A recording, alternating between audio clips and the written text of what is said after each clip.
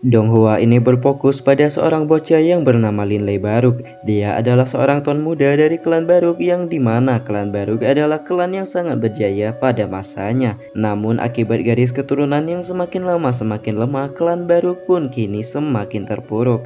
Sehingga dapat disimpulkan jika Linley Baruk adalah harapan bagi kebangkitan klan Baruk. For disclaimer, walaupun video Mimin agak pendek nggak panjang-panjang amat durasinya, tapi Mimin berspekulasi tinggi bahwa cerita yang Mimin bawakan sudah berada di intinya dan mungkin nggak ngebosenin. So jika kalian suka bisa dong bantu like, komen, dan juga subscribe channel ini.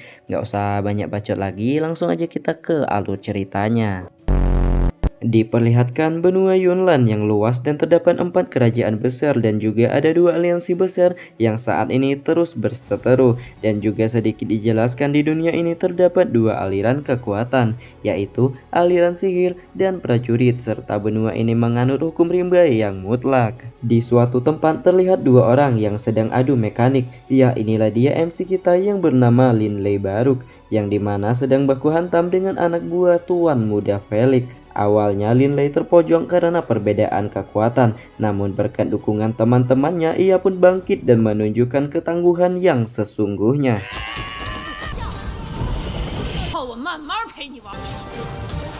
Beralih scene memperlihatkan bapak-bapak, yaitu bapaknya si Linley sekaligus ketua klan Baruk yang bernama Hawk Baruk yang sedang membahas masalah klannya, yang dimana selama beberapa generasi tidak ada yang dapat menjadi prajurit darah naga, dimana prajurit darah naga ini ialah semacam warisan klan gitu ya guys ya, dan selama ini belum ada yang bisa mewarisinya, dan ini adalah saat untuk Linley melakukan tesnya.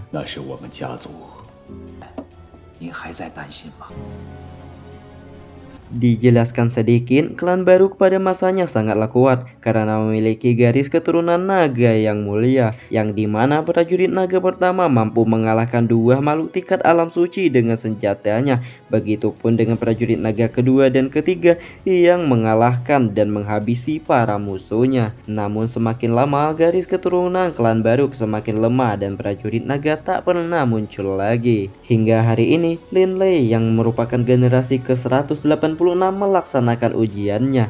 Linley pun meneteskan darahnya pada belati naga sehingga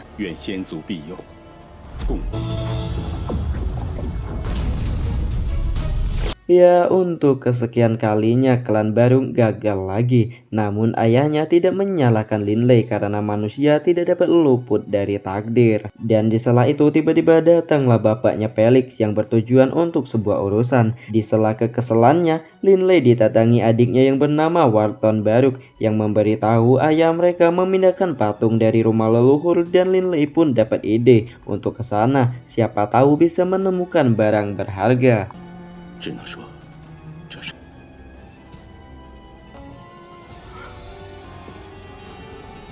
Singkat cerita, Linley pun yang sudah berada di rumah leluhur mendapatkan sebuah cincin kuno yang cukup usang dengan pola naga di sekelilingnya. Namun saat itu juga Linley dipanggil untuk menemui sang ayah. Ayahnya pun menjelaskan jika klan mereka sangatlah unik karena tidak bisa latihan dengan buku latihan prajurit biasa dan harus dengan buku latihan prajurit darah naga. Jika tidak bisa membangkitkan garis keturunan, maka anggota klan Baruk hanya bisa berlatih sampai prajurit tingkat 6 saja. Namun Linley nggak mau menyerah, ia akan mencari cara agar bisa mengembalikan kejayaan klan Baruk.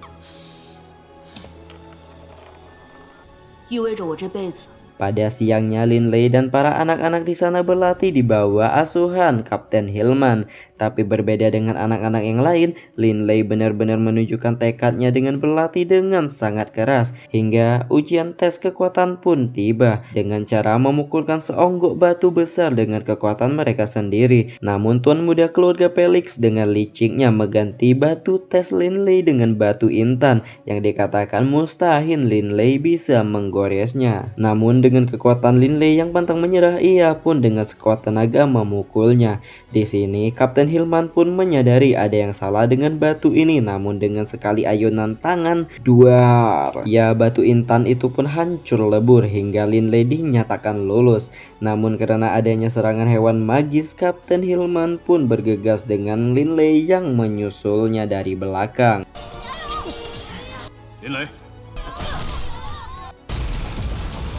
小子， 我要去看看。 Dan ya, tempat ini sudah porak-poranda akibat pertarungan dua prajurit tingkat alam suci yang bernama Rudy dengan menunggangi hewan magis tingkat 9 dan seorang prajurit yang bernama Dillon. Bentrokan kekuatan mereka pun berhasil menghancurkan sebagian kota. Lin Lei yang ingin menyelamatkan Wharton pun tertimpa reruntuhan sehingga